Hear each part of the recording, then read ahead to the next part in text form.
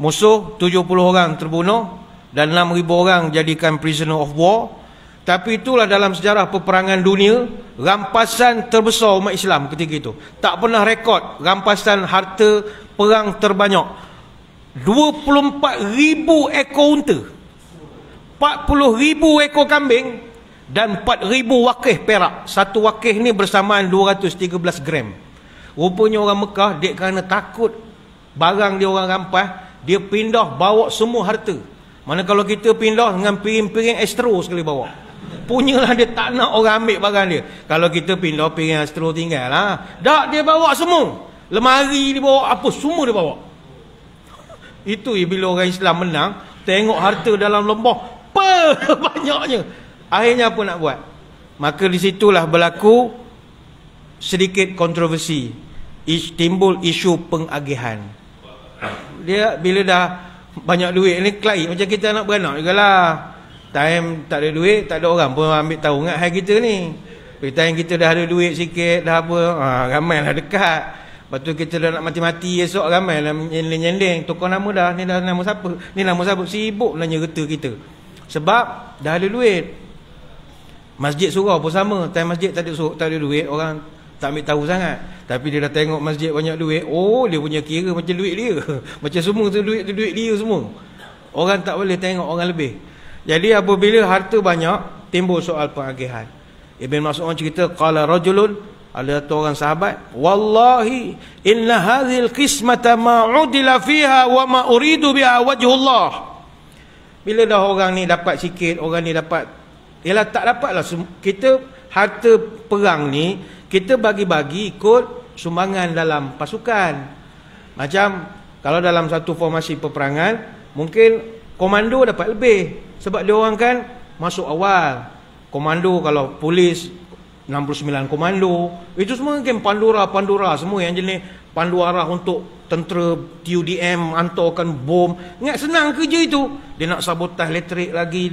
Jadi komando GGK VET 69 Pascal apa semua ni dapatlah lebih sikit. Lepas tu dia ada pula anggota lain, semboyan lain, semboyan jaga telefon, bola lain pula dia punya portion dia. Bukan kata dia tak ada sumbangan, ada. Infanteri kata kebal, ada kerja dia, tapi taklah dia bagi-bagi. Wataniah PhD 512 505, jauh lah sikit kawalan luar kan. Rela lagi belakang, dia siap gayung lagi belakang. Jadi dia ikut, agakkan kita pembahagian ikut sumbangan. Jadi ada yang tak puas hati. Demi Allah wallahi inna hadhil qismah ma'udila fiha. Pembahagian kita ini tak ikut cara yang Allah ajarkan kita ajar selama ini. Wa ma uridu biha wajhullah. Dan cara pembahagian begini, ini bukan nak cari redha Allah. Ini semua nak jaga kroni belaka. Siapa yang bagikan terperang? Nabi. Orang tak puas hati, Nabi pun kena. Cerita tu sampai ke telinga Nabi. Fatughayyir wajahu hatta kana kasirfi. Maka kata Ibn Mas'ud, ketika cerita orang mula bercakap kata Nabi ni dah pau duit, makan duit apa macam-macam. Ketika itu kata Ibn Mas'ud, berubah muka Nabi macam kemerah-merahan. Jadi kemerahan, telinga dah merah, pipi dah merah. Nabi menahan marah. Maka kata Nabi, faman ya'dilu idza lam ya'dilillahu wa rasuluhu rahima Musa qad udhiya bi aksar min hadza fasabara. Siapa lagi yang kamu boleh katakan sebagai adil kalau Allah dan Rasul pun kamu anggap tidak adil? Semoga Allah merahmati Nabi Musa kerana dia pernah dituduh lebih teruk daripada ini, tapi dia tetap bersabar. Merah muka Nabi. Tuan-tuan, buat duit ni jangan cakap lah Nabi pun kena. Bukan kata Nabi makan duit. Orang tak puas hati tu biasa. Cuma zaman tu tak ada netizen saja. Kalau ada netizen, teruk kena bantai. Iya. Orang tentera troll pun beramai zaman itu. Nak troll kerja dia. Keluar gambar lah, ansyah lah, agakkan kita. Tapi itu dia berpunca daripada apa? Berpunca daripada ujub, kamu rasa kamu besar dan sebagainya, membawa kepada perpecahan yang lebih besar. Sebab itu hadirin hadirat sekalian, apa punca kita boleh jadi ujub ini? Saya melihat ujub ini dia boleh jadi berbanyak punca. Pertama sekali bila sering dapat pujian, itu boleh jadi ujub. Lepas tu kita kadang jadi nazir masjid, nazir surau. Kita punya jawatan kuasa, pasukan yang bagus, banyak program, kutipan pun bagus, belanja pun bagus. Kutip saja tak belanja pun tak ngutip. Belanja tu mustahaknya. Patutnya duit minggu lepas tak boleh simpan sampai minggu depan. Habis kan betul? Jumaat depan collect lagi. Patut kena begitu. Tapi ada jenis orang dia suka mengumpul.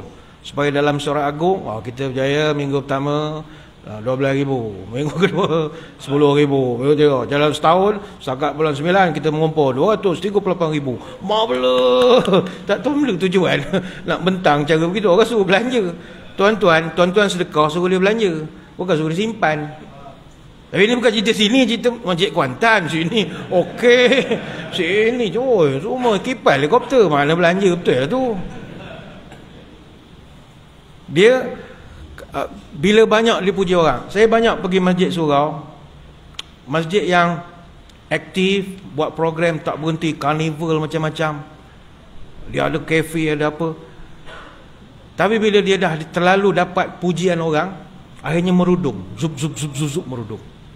Banyak. Kalau nak buat contoh ni, tak boleh nak contoh, ada recording. Kalau tak ada record, buat ke contoh. Terus menjunam je. Kita sebab kita bermain dengan masjid, kita tahu, kenapa masjid dia dah tak buat program? Masjid belah sana dulu sebulan sekali dia buat program karnival macam-macam. Rupanya bila bertukar jawatan kuasa, yang jawatan kuasa lama dah tak campur, dia kata perpecahan berlaku. Merasa kadang bila kita borak, dulu Ustaz surau masjid ni tak ada program pun, JK dulu entah beli gereja, tak tahu lah geng-geng bencin tu benda dia buatnya. Tapi kami ni geng-geng dia dah start ujuk. Kami ni kumpul geng-geng muda dulu 3 orang, kita fikir macam mana harinya berjaya kita buat. Kita orang zaman ni kita panggil ceramah, dia susul lah cerita, malah sur. Makan setiap malam. Apabila engkau sudah mula mengangkat diri dan merendahkan orang lain, itu ujub. Kalau sekadar dia cerita dia berjaya, kami pasukan baru ni, kita Alhamdulillah kita dah berjaya tu, kita meneruskan legasi kepimpinan yang dulu pun okey. Cuma dulu mungkin duit tak banyak, kita pun ada sumbangan corporate. Kan lain ayat orang begitu, ayat orang tawaduk, orang ujub tak. Dia bantai orang dulu rapat. Sebab nak cerita zaman dia ni bagus. Ini contoh ni di Kuantan banyak berlaku ya. Di Selangor saya tak pernah dengar lagi setakat ni lah. Jadi sangat bahaya dipuji orang. Saya pernah jumpa orang yang berjaya membawa kampung dia tu buat masjid. Dia baik dengan Perdana Menteri. Tak benda dia ajar buat surat sekeping, PM sign, benda tu ICO, KP ICO. Lulus. PM sign lulus, bukan timbah habis baik, lulus. Dia pun frame surat tu letak kat rumah dia. Bila masjid tu siap malam dia meratip cerita, ni masjid ni Ustaz saya buat ni. Janganlah begitu. Kita tahulah tuan buat, tapi bila terlampau banyak sangat, macam bila hujung ayat tu nak harap geng lain, sampai sudah tak dapat masjid. Jangan ayat itu ada. Kalau ayat Alhamdulillah saya dengan kawan mengadap jugalah Perdana Menteri puas ke nak dapat ni. Alhamdulillah ni berkat rezeki. Akan lain ayat orang tawad, orang tasawuf. Orang tasawuf ni lain ayat dia. Ini dia nak nyalah ke orang. Nak agak JK dulu. Tak merasa lah Ustaz, besar ini masjidnya. Allah teruknya mulut. Itu ujub. Dia merasa dia bagus. Jadi jangan hidup ni susah kalau kena puji. Macam ni, buat live. Orang asyik muji. Oh terbaik Ustaz. Oh bagus Ustaz. Tak apa yang terbaik itu. Tak tahu.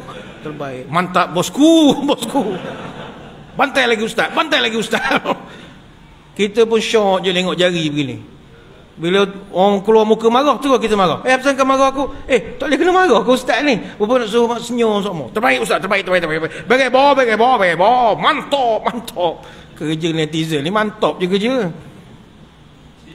Siap boleh hantar star sekarang. Star RM5, RM10. Kling. Jangan nanti jadi ujub.